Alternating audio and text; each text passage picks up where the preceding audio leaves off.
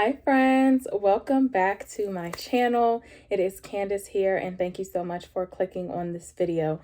I know what y'all are thinking. I am trifling. It has been maybe close to 2 months since I have recorded a video, and I know that is trifling. However, I am back. So I am here today with a video, tips and tricks for the newer plant parent. So, hopefully you guys enjoy this video, and I will stop rapping and let's get into it. Okay, so the first thing that I think is super important when wanting to buy new plants is doing your research on the plant. Make sure that you do your research and know, to be sure that you can provide what your plant needs. Different plants have different lighting needs. They have different watering needs. They have different soil needs. They have different like air quality needs and things like that. And so it's just important to know the needs of your plant and know what you can realistically dedicate, what you can do for your plants with, the time that you have, or, things like that, and the space that you have. I think it's very important to take note of your environment, knowing your lighting situations, knowing your temperature conditions and things like that are very, very important for just being able to provide what your plant needs. One thing that I definitely suggest is taking your compass on your phone, going to that app and pointing it toward the window and just seeing what it says. What direction does your window face for whatever room that you are trying to place your plants in. Typically, if you have a south-facing window, if there are no obstructions, so a lot of times the lighting, it does depend a lot on the direction your window is facing, but it also it's important to note if there are any obstructions. Are there trees? Is it shady? Because things like that are ultimately going to impact the light that comes into your space. A lot of plants, the safest bet is bright indirect light. So can you read a book without the light on during the day? That's kind of like the way that I think of it. If you cannot read a book with the light on, or you can't not without squinting and trying hard either, then that's probably going to be a very lower light area. And you would want to put your plant as close to the window as possible, and you would probably want to get a lower light plant. South facing windows, though, I said all of that to say, stay with me. South facing windows, though, are typically your best bet if there are no obstructions, because those are rooms that typically stay drenched in sun all day. So that is going to be a very good ideal spot for a lot of plants. But if you do not have a south facing window, or you're like me, you have a south facing window, but there are huge trees that block the window, making it a super low light space, that's fine, because there are other directions that your plants can face and still get the light that they need. If you have a east facing window, so the window that I was telling you guys about is a southeast facing window, and that gets good light in the morning, but the rest of the day it's kind of done. We know the sun rises on the east, so that sun is coming up in that morning sun. A lot of plants will like that, and then it kind of gives a lower light for the rest of the day. That's just, or a bright indirect light, I should say. My particular window gives a lower light with that southeast facing window for the rest of the day. If you have a west facing window, that's also good, because that late afternoon and evening sun, especially in the summer, is bomb for your plants. My room, where majority of my plants are, is a northwest facing window. So north typically is a lower light situation. It gives bright indirect light, but it's not as much. However, my room is not only does it have that west facing piece that really helps, there's no obstruction in front of my window anymore. So it's literally all sun.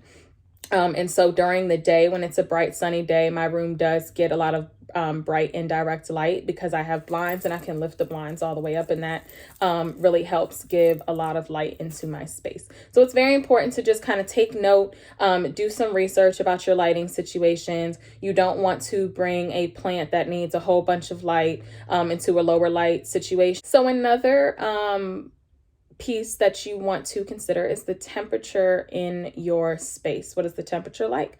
Sometimes it's easy for you to just kind of go off the thermostat, but if you don't have a thermostat in every room, like my room does not have a thermostat in it, and the thermostat that is downstairs, the temperature is drastically different than it is in my bedroom. And so I invested in a hydrometer, I'm not sure which one is correct, but this little guy tells me the temperature in my room. And then this bottom number here is going to be the humidity level. So I have all of my plants are tropical minus my snake plant.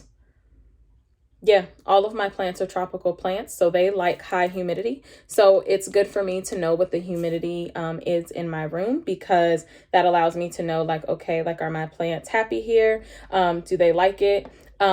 Typically for humidity levels, you want to, if you have tropical plants, you just want to make sure that your humidity level stays between 40 and 60%. I was getting a little nervous when it seemed like when we got into fall, the humidity level in my room was like really like going up. And so I was a little nervous because I did read that sometimes too much humidity might keep your plants moist and they may not like that. So I don't know how accurate that is. But my plants seem to like it in my room. But it is just very important to know the temperature in your space and then do the research about the plant that you wish to bring into your space and see what type of temperatures that it likes, see where it likes to be placed in a room. This hydrometer I got from Amazon, and I think it was no more than $13. I'll link it in the description, but this is really good for me to just kind of know. And as it started to get colder, today is probably the chilliest day in like a week. It's been unusually warm here, bipolar weather in Maryland, global warming, yikes. But when it was getting chilly, there was at one point, this was down to like 65 and I started like getting stressed, but ultimately I read that most of my plants are going to be fine in that 65, but you know, you don't want to let it get too much lower than that. So just do the research on the type of temperature that your plant likes, the humidity that your plant likes, and then, you know, see what your temperature is given, see if it will work for your plant. On the topic of humidity, I learned that misting my plants daily, they loved it. It just adds some more humidity. Like I said, I have pretty much all tropical plants. The only plants I do not mist are my snake plant. The jury is still out on if my ZZ plants like to be misted or not. I know that the ZZ plant is more durable and forgiving, but it does not like a lot of moisture because it holds the moisture in their I don't know what the word is called, but in these things, it holds the moisture. I have a bigger ZZ plant downstairs. So the jury is still out. I've seen some people say that they missed it. I have seen some people say that they do not. Sometimes I missed it like one squirt, like really quick just to see, because I'm just nervous, but I know that ZZ plants are okay with, you know, households that don't have as high humidity. Snake plants just don't like all of that extra humidity. You know, that's a desert plant. So I don't miss that plant, but I will say misting my plants daily has helped them a lot. Like, they loved it. I noticed lots of new growth after that. They were much more like shiny and vibrant and just looked more alive. So I definitely, like, every day on my lunch break, I go and I mist my plants. Sometimes in between classes or when I have breaks, I go mist. Sometimes I do it multiple times. I mist them and they like are just happy. They're perky, they're shiny, and they just have been putting out so much more new growth since I have incorporated misting daily into my routine. So highly, highly, highly recommend that. One of the biggest things to learn when you are a newer plant parent is you want to be very careful not to overwater your plants. Watering. Okay, first of all, how cute is this? I just really wanted to show y'all. It's not like I can show you how I water. I mean, I could show you how I water my plants, but I'm not. But I just wanted to show this off. Now that I have 20 plants though, this is obviously not enough to water my plants. So I got a really big watering can thing from Home Depot. That thing is huge. And I water majority of my plants with that. Like I can get through, like if I have a big watering day, I can get through majority of my plants with that. All of them for real if I wanted to, but some of the bigger ones, like if I have to water all my big ones, it would probably take the whole thing. Anyway, all of that is beside the point.